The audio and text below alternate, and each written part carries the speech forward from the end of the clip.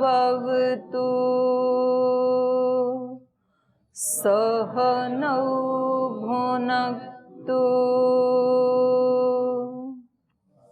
सह वीर्यं करवावहै तेजस्विनावधीतमस्तु मा विद्विषावहै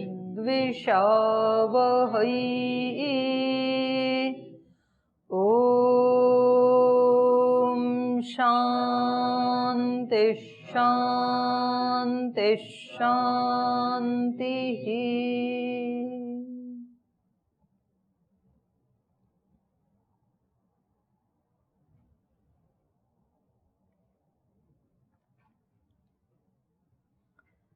गीता में भक्ति योग का अध्ययन हम कर रहे थे। जैसे अलग अलग कार्य करने की अपनी एक स्किल होती है, ऐसे जीवन को जीने की भी एक स्किल होती है, एक कला होती है। और वो स्किल तभी आती है हमें जब हमें उसके बारे में जिज्ञासा होती है, उसको जानने की इच्छा होती है। जैसे कार ड्राइविंग करना एक स्किल है, एक कला है, लेकिन कार ड्राइविंग करना उसी को आता है जो उसकी इच्छा रखता है, जो सोचता है कि मुझे कार चलाना आना चाहिए। तो जो ऐसी इच्छा करेगा उसको फिर कहीं ना कहीं से कोई ट्रेनिंग भी मिल जाएगी, कोई ट्रेनर में मिल जाएगा। जब तक कार चलानी नहीं आती है तब तक उसको लगता है कि ये कैसे चला लेते हैं लोग। कार भी छोड़ो, साइकिल चलाना जो थोड़ी सी जगह में से ही निकल जाती है, पर जब तक जिसको चलानी नहीं आती है तो उसको लगता है कि ये गिर क्यों नहीं जाती है इधर उधर। और जिसको चलानी आ गई तो उसको लगता है कि साइकिल चलाना भी कोई काम है। साइकिल चलाते चलाते कितनी बात कर लेता है, अपने साथ चलने वाले साथी से फोन पे भी बात कर लेता है, एक हाथ छोड़ करके अपने कपड़े भी ठीक कर लेता है। उसको कुछ लगता ही नहीं है साइकिल चलाना भी कोई काम है, क्योंकि वो स्किल उसको आ गई, इतना इजी है वो। खाना बनाने की एक स्किल है। अब किसी महिला को कहें कि 2 लोगों का खाना आपको रोज बनाना है सुबह शाम, उसको लगता है ये कोई काम है, ये तो मैं 10 मिनट में बना सकती हूँ। उसको लगता ही नहीं है 2 लोगों का, क्या 10 लोगों का बनाते हैं, और वो तो लगता ही नहीं है कोई विशेष काम उनको। दूध निकालना एक स्किल है। अब जिसको दूध निकालना आता है उसको लगता है कि ये तो मेरी दिनचर्या का एक छोटा सा पार्ट है, मैं निकाल लाती हूँ 5 मिनट में।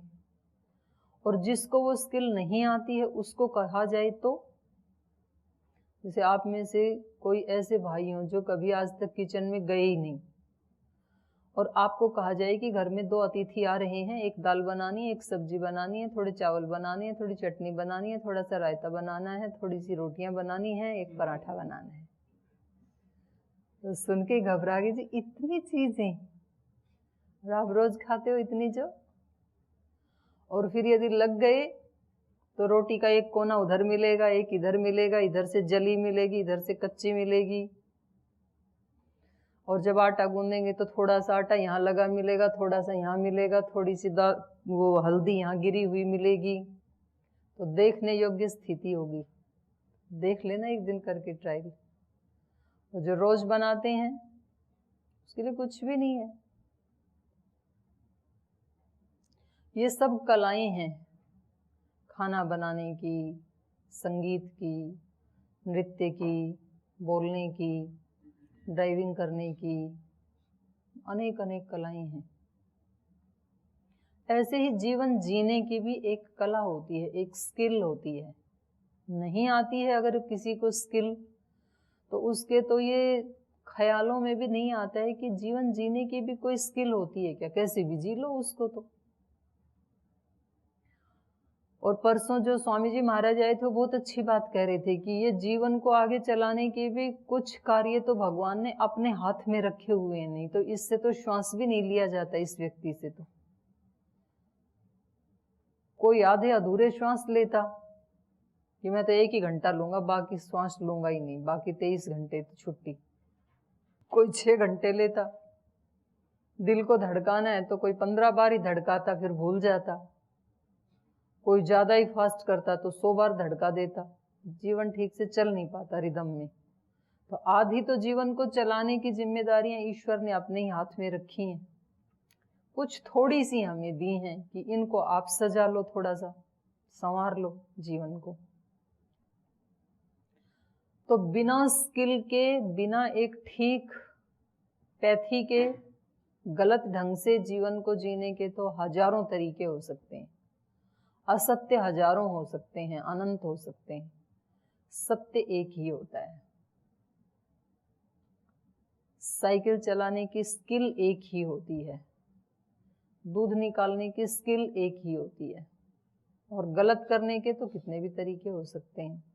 सत्य एक ही होता है, असत्य अनेक हो सकते हैं, कितने भी झूठे, कितने भी प्रकार की व्यक्ति बोल सकता है, सत्य एक ही होता है, उसमें चेंज नहीं होता है। तो जीवन जीने के लिए जो हम गीता का अध्ययन कर रहे हैं, यहाँ इन्होंने हमें जो जीवन जीने की स्किल है उसके एक ही स्किल के 3 पार्ट करके बताए हैं। पहला कर्म योग, दूसरा भक्ति योग, तीसरा ज्ञान योग। पहले गीता के 6 अध्याय हैं, उनमें कर्म योग के बारे में बताया है। 6 से 12 अध्याय जो है, 7 से 12, उसमें भक्ति योग के बारे में प्रधानता से वर्णन किया है, और 13 से 18 में ज्ञान योग के बारे में प्रधानता से वर्णन किया गया है। और ये तीनों अलग नहीं हैं, एक दूसरे से मिले हुए हैं।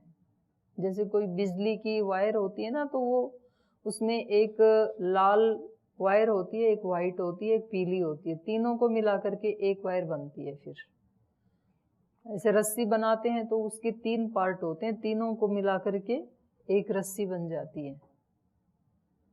तो ऐसे ही सत्वरज तम 3 गुण हैं, लेकिन तीनों को मिला करके ही मूल प्रकृति बनती है। तिरंगे में 3 रंग होते हैं, तीनों को मिला करके ही एक राष्ट्रीय ध्वज बनता है। ऐसे ही ये ज्ञान योग, भक्ति योग, कर्म योग, ये बिल्कुल अलग अलग नहीं है, तीनों को मिलाकर के ही जीवन जीने की कला संपूर्ण होती है।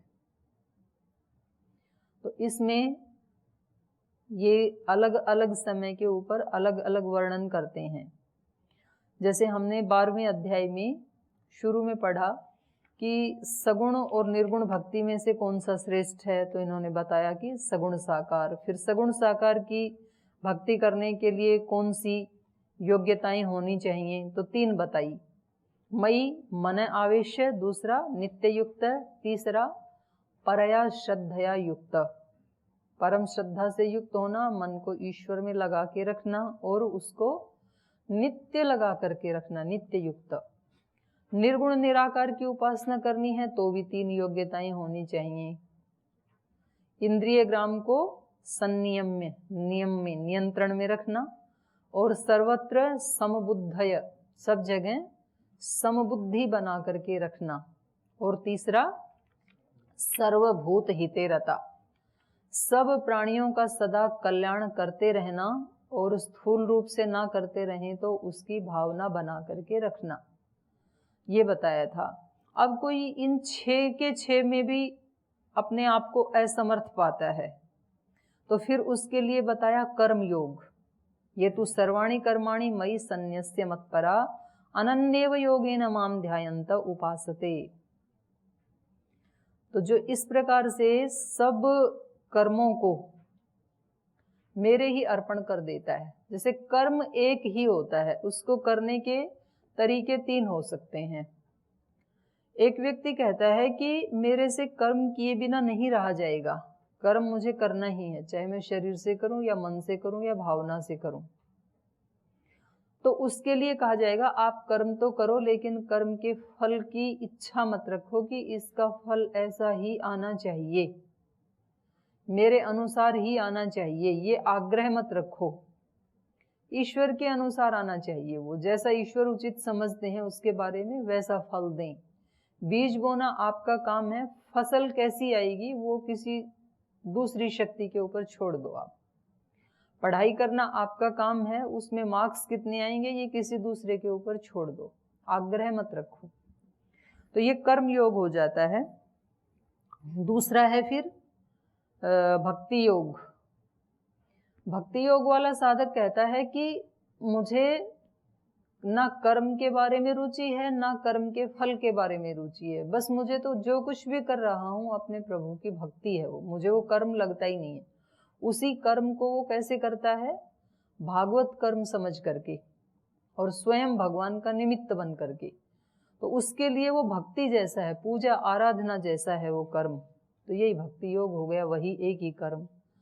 और तीसरा व्यक्ति कह रहा है कि ये तो गुणा गुणेशु वर्तन्ते, गुण गुणों में बरत रहे हैं, मैं आत्मा तो निर्लिप्त हूं, मैं तो कुछ कर ही नहीं रहा हूं, करते हैं सब प्रभु जी, मेरा नाम हो रहा है, मैं नहीं कर रहा कुछ भी। तो वो अकर्ता भाव में रहता है, निर्लिप्त भाव में रहता है, अपने आप को हटा के रहता है। तो ये ज्ञान योग हो जाता है।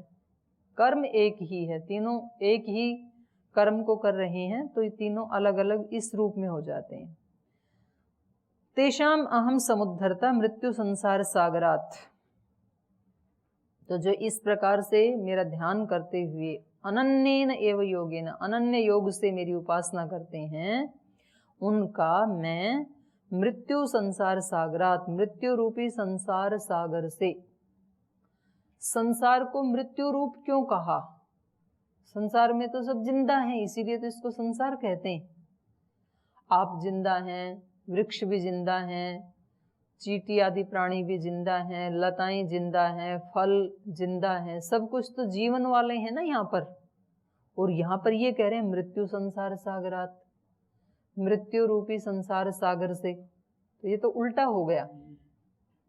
तो यहाँ संसार को मृत्यु रूप ऐसे कहा जैसे सागर में आप देखते हैं वहां पर क्या होता है, जल ही जल होता है और कुछ होता ही नहीं है सागर में। ऐसे यहाँ संसार में मृत्यु ही मृत्यु है, मृत्यु के अलावा और कुछ है ही नहीं। ये कैसे हुआ? आप सब तो जिंदा हैं और हम कह रहे हैं कि ये तो मृत्यु ही मृत्यु है यहाँ पर। क्योंकि जब कोई चीज यहाँ उत्पन्न होती है संसार में, उसी क्षण से मृत्यु उसके साथ संश्लिष्ट हो जाती है, उसी क्षण से वो मर रहा है। हमारा शरीर जैसे ही पैदा हुआ जिस पल, उसी पल से प्रति पल हमारा शरीर मृत्यु की तरफ बढ़ रहा है।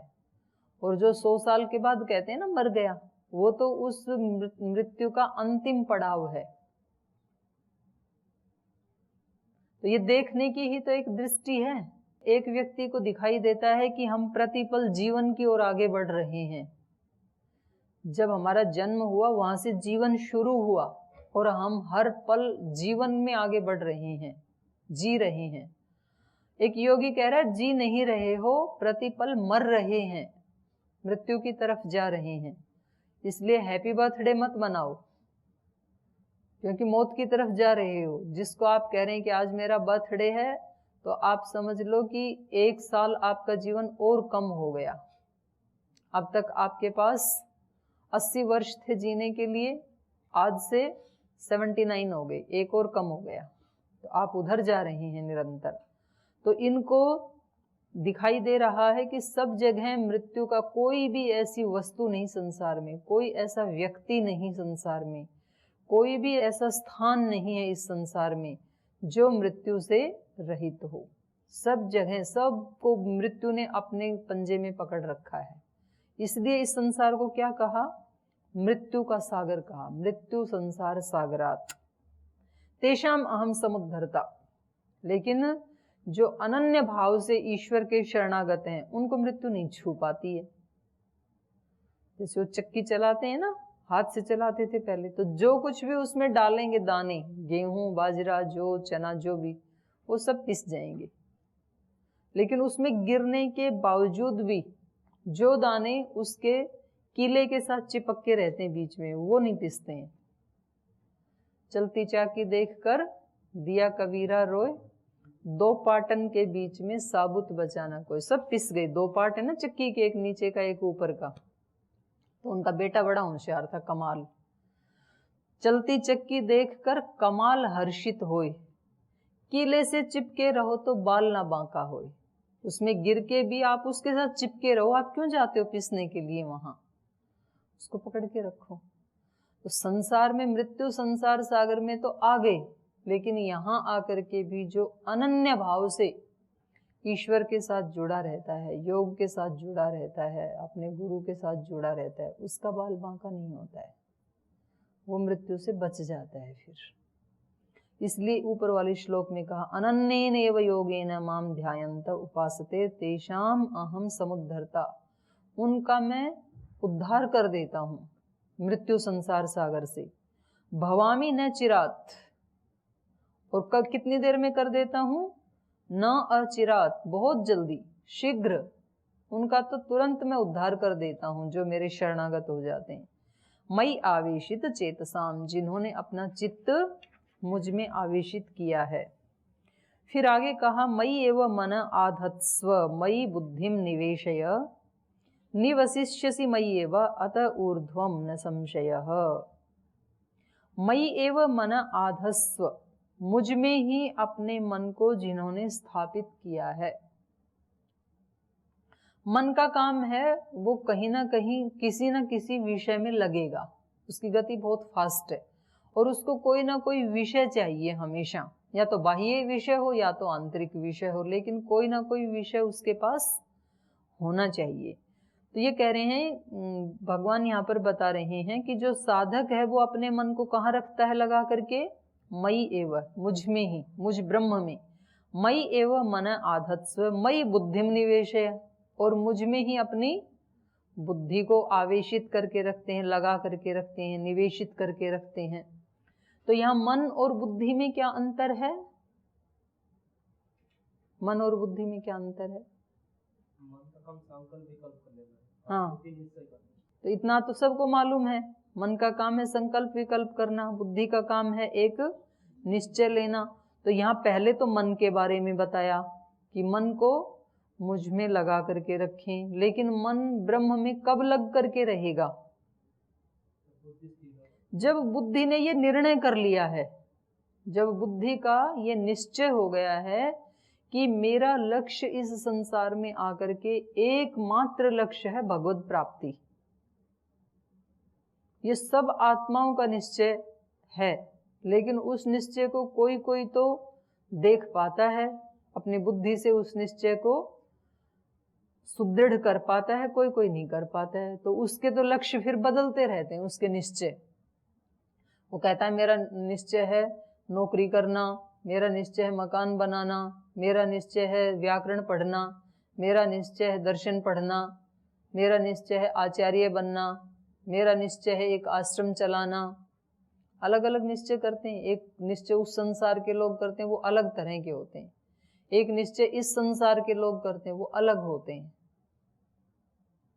लेकिन वास्तव में जो एक कॉमन निश्चय है सबका, एकमात्र अंतिम जो निश्चय है, वो निश्चय है भगवत प्राप्ति, ब्रह्म प्राप्ति, उसको प्राप्त करना। लेकिन ये हमने केवल अभी शास्त्र से सुना है, हमारा निश्चय नहीं है ये, हमारी बुद्धि ने ये निश्चय नहीं किया अभी। जब तक हमारी बुद्धि ने या आत्मा ने निश्चय नहीं किया, तब तक हमारा संकल्प भी नहीं हो सकता है। फिर संकल्प भी तभी सिद्ध होता है जब बुद्धि एक निश्चय कर लेती है। इसलिए आपने उपनिषद पढ़ा, छांदोग्य उपनिषद पढ़ा था? अभी नहीं पढ़ा बीए वालों ने? तो वहां पर छांदोग्य उपनिषद में एक प्रसंग आता है, पढ़ाएंगे आपको, नारद और सनत कुमार का। नारद जो हैं वो सब शब्द विद्या पढ़े हुए व्यक्ति हैं, उनको चारों वेद, 4 उपवेद, 6 दर्शन और रामायण, महाभारत, आरण्य, ब्राह्मण ग्रंथ, भागवत, पुराण और क्षत्र विद्या, नक्षत्र विद्या, ध्रुव विद्या, सर्प विद्या, गंधर्व विद्या, यक्ष विद्या, सब विद्याएं पढ़े हुए हैं वो।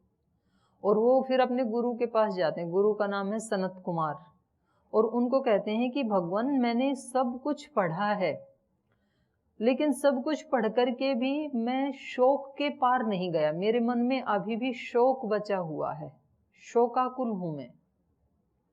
और मैंने आप जैसे ऋषियों से सुना है कि जो ज्ञानी होता है वो शोक को तर जाता है, शोक के पार चला जाता है, लेकिन मेरा तो शोक अभी हटा नहीं। तो आप ही बताइए अब मुझे और क्या करना चाहिए, क्योंकि जितने भी शब्द विद्या हो सकती थी वो मैंने सब पढ़ ली है। तो उनके गुरुजी ने बताया कि ये इतना सारा जो आपने पढ़ा है कुछ भी बचा नहीं उसमें, गणित विद्या से लेकर आयुर्वेद विद्या से योग विद्या सब पढ़ लिया था नारद ने। तो उन्होंने कहा ये जो कुछ भी आपने पढ़ा ये तो शब्द मात्र है, नाम मात्र है। उस सारी पढ़ाई के लिए उन्होंने कहा नाम, ये जो कुछ भी आपने पढ़ा ये तो नाम है। तो उन्होंने पूछा अच्छा नाम से बड़ा भी कुछ होता है क्या जिसकी मैं उपासना करूं? बोले हाँ, नाम से बड़ी तो वाणी होती है। आपके अंदर आपने क्या पढ़ाई की है ये कब पता चलेगा? जब वाणी से आप बोलेंगे। जब आप संस्कृत बोलेंगे तो पता लगेगा संस्कृत पढ़ा हुआ है। जब दर्शन के सूत्र बोलेंगे तो पता लगेगा दर्शन पढ़ा हुआ है। व्याकरण के सूत्र बोलेंगे तो पता लगेगा व्याकरण पढ़ा हुआ है। वेद के मंत्र बोलेंगे तो पता चलेगा वेद पाठी है। तो वाणी जो है वो नाम से भी बड़ी है। तो नारद तू वाणी की उपासना कर, ये वाणी बड़ी शक्तिशाली है। ये वाणी ऐसी है जो किसी व्यक्ति को तीनों लोकों का सम्राट बना देती है। ये वाणी ऐसी है जो किसी व्यक्ति को पूरे देश के लोगों के शिखर पर पहुंचा देती है, उनके नेतृत्व का मालिक बन जाता है वो व्यक्ति वाणी के कारण। और ये वाणी ऐसी है जो एक ही व्यक्ति को, शिखर पे पहुंचे हुए व्यक्ति को नीचे गिरा देती है। तो वाणी में बहुत ताकत है। तो तू वाणी की उपासना कर। तो उसने वाणी की उपासना की। फिर पूछा कि अभी भी शोक से नहीं मैं तरा, तो क्या वाणी से भी बड़ा कुछ है क्या? तो उन्होंने कहा हाँ, वाणी से बड़ा तो मन है। क्योंकि पहले मन में कोई विचार आता है उसको वाणी अभिव्यक्त करती है। पहले संकल्प या विकल्प कहाँ चलता है? मन में चलता है। हमें लगता है कि अब मैं वेद पाठ करूं, तब वेद का मंत्र मुख से निकलता है। इसलिए वाणी से भी बड़ा क्या है? मन। फिर तू मन को ही ब्रह्म समझ करके उसकी उपासना कर, क्योंकि ये सारा जो संसार है ये मन का ही विस्तार है। इस संसार में जो अपने मन को जीत लेता है वो सारे विश्व को जीत लेता है। जो अपने मन से हार जाता है वो सब कुछ होते हुए भी हार जाता है। इसलिए मन बहुत सशक्त एक यंत्र हमें मिला है। तो तू मन को ब्रह्म मान करके उसी की उपासना कर। उसकी उपासना की। बोले अभी भी शोक को नहीं तरा मैंने तो क्या मन से भी बड़ा कुछ है क्या? तो गुरुजी ने बताया हाँ, मन तो एक इंद्रिय है। जैसे 10 इंद्रियां बाहर की हैं ऐसे 11वां इंद्रिय मन है।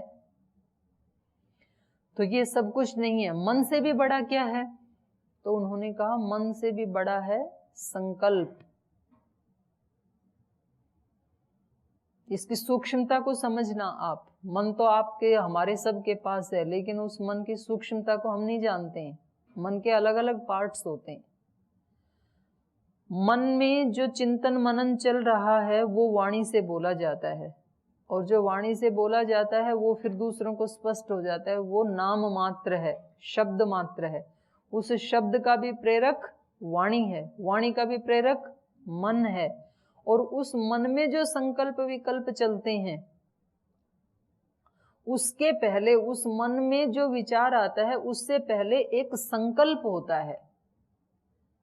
संकल्प जो है वो मन का ही एक पार्ट है, लेकिन मन के स्थूल सरफेस वाले मन से वो सूक्ष्म है। पहले मन में आप संकल्प करते हैं। आप कहते हैं कि ये शब्द मैं यहाँ बोलूं ना बोलूं, मेरे मन में ये प्रश्न आ रहा है, मैं पूछूं या ना पूछूं। ये 2 हो गए, संकल्प और विकल्प। और फिर आपने कहा कि नहीं, पूछता हूं, पूछता हूं। ये क्या है? संकल्प। ऐसा आपने जब संकल्प लिया तब फिर मन उसको प्रेरणा देगा वाणी को कि अब तुम बोलो, तब वाणी से बोला जाता है। तो मन से भी सूक्ष्म क्या है? संकल्प। और उसने फिर संकल्प की उपासना की। संकल्प से भी सूक्ष्म क्या है? उन्होंने पूछा कि इस संकल्प से भी सूक्ष्म, इससे भी बड़ा कुछ है क्या? तो तो उन्होंने कहा हाँ, संकल्प से भी सूक्ष्म है चित्त। चित्त का मतलब है वहां पर चेतना, चेतना का मतलब है अवेयरनेस, जागरूकता, और उसी को यहां पर कहा है निश्चयात्मक बुद्धि। क्योंकि संकल्प लेने से पहले व्यक्ति को जागृति होनी चाहिए, अवेयरनेस होनी चाहिए कि मैं ऐसा करूं। ये जो संकल्प लिया जाता है इससे पहले उसके अंदर क्या होना चाहिए? जागरूकता, चेतना, अवेयरनेस। तब कोई व्यक्ति संकल्प लेता है। जो जागृत नहीं है वो कोई संकल्प नहीं लेता है। जो सोया हुआ है उसके मन में कोई संकल्प नहीं आएगा, और जिसके पास संकल्प नहीं वो मनन नहीं करेगा। मनन नहीं करेगा, वो वाणी से अभिव्यक्त भी नहीं करेगा, अभिव्यक्त नहीं करेगा, दूसरे को पता भी नहीं लगेगा। तो इसलिए संकल्प से भी सूक्ष्म है चित्त, चेतना। और वो जो जागृति है, वो जो अवेयरनेस है, वो कैसे उत्पन्न होती है? तो वहां उन्होंने बताया उससे भी सूक्ष्म है ध्यान। जो व्यक्ति ध्यान करता है, जो ध्यानी है, उसके अंदर एकाग्रता बढ़ती है। बाकी तो मन बिखरा रहता है चारों दिशाओं में। जब तक मन को ध्यान के द्वारा एकाग्र नहीं करेंगे तब तक इस मन में अवेयरनेस का, चेतना का गुण नहीं आएगा। एक निश्चय नहीं कर पाएगा मन तब तक कि मुझे, मेरे इस जीवन का लक्ष्य क्या है। और जब तक व्यक्ति ये लक्ष्य नहीं निर्धारित करता है, ये निश्चय नहीं करता है कि मेरे जीवन का लक्ष्य क्या है, तब तक उसके जीवन में कोई संकल्प उत्पन्न नहीं होते हैं। और जब तक हमारे जीवन में कोई संकल्प नहीं होते हैं तब तक हम अपनी वाणी से उस प्रकार का आचरण व्यवहार नहीं कर सकते हैं। और जब वैसा व्यवहार आचरण नहीं करेंगे तो जीवन उस दिशा में नहीं बढ़ेगा। तो कर्म योग के लिए भी क्या करना है? यहाँ पर दो शब्द कहे, ये बहुत साइंटिफिक बोले हैं यहाँ पर भगवान कृष्ण ने, क्योंकि यही वर्णन वहां छांदोग्य उपनिषद में भी बताया है। यहाँ इन्होंने कहा मयि एव मन आधत्स्व मयि बुद्धिम निवेशय। मेरे अंदर पहले अपने मन को जो साधक निवेशित करता है, आवेशित करता है, रखता है। लेकिन मन ईश्वर में कब लगेगा?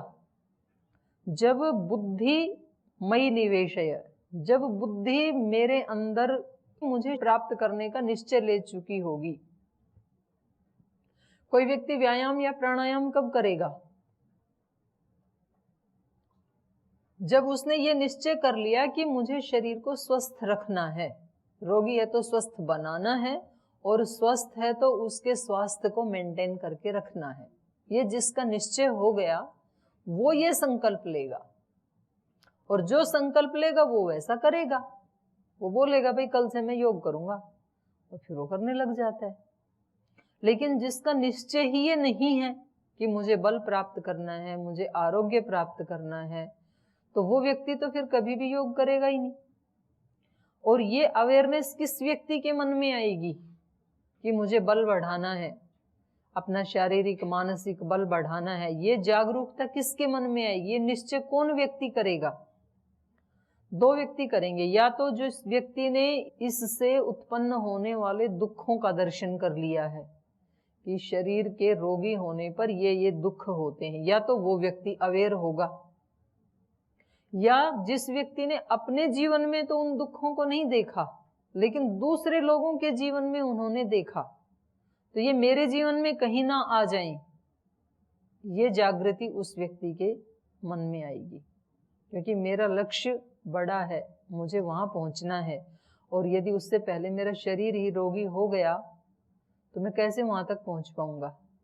तो वो व्यक्ति ये निश्चय कर लेता है कि मुझे रोगी नहीं होना है, मुझे रोगी नहीं होना है, तो वो व्यक्ति नहीं होता है रोगी। स्वामी जी ने निश्चय कर रखा है कि मेरा जो जीवन है वो करोड़ों लोगों को आरोग्य का एक आदर्श दिखाने के लिए हुआ है इस धरती के ऊपर, इसलिए मुझे रोगी नहीं होना है। ये उनका निश्चय है, बुद्धि ने निश्चय किया हुआ है। ये निश्चय किया हुआ है तो वो अपने खाने में, पीने में, सोने में, जागने में, दिनचर्या में पूरे जागरूक रहते हैं, इसलिए कभी रोगी भी नहीं होते, वर्षों से रोगी नहीं हुए। और केवल स्वामी जी महाराज जी नहीं, ऐसे हमारे बहुत सारे योग साधक हैं। हम पूछते हैं जब उनसे कि आप में से कौन ऐसे भाई बहन हैं जो पिछले 10 वर्ष से एक बार भी बीमार नहीं हुए, तो लोग हाथ उठाते हैं, उन्होंने वैसा निश्चय किया है।